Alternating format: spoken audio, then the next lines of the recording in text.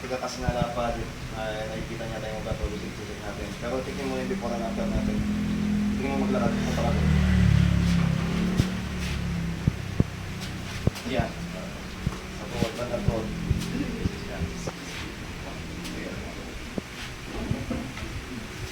Check natin yung nakikita niya yung ugat niya.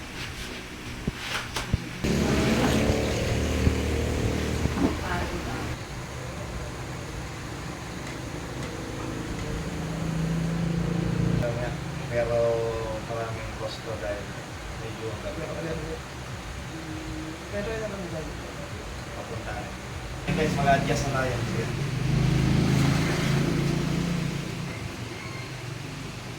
Pakatalan mo yan.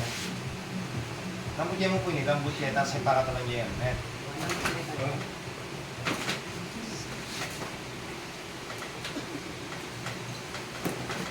Bilisan mo.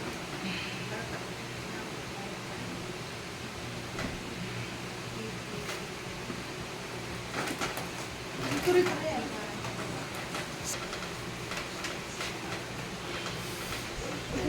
Tuloy.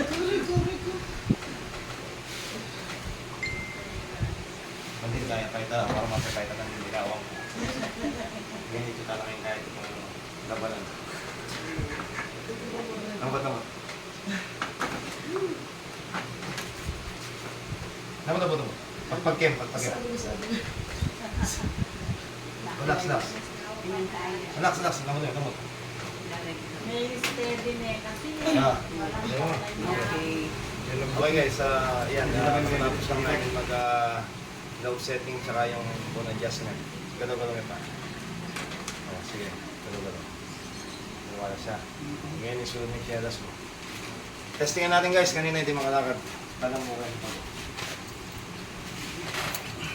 Lakad kasi pang lakad. Talang ka pa rin. Sige, lakad ka.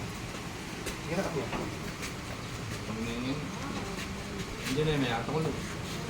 Ngayon nga ulit. Stop. Lakad ka dito. Sige, kasi pa may masakit yan. Yan.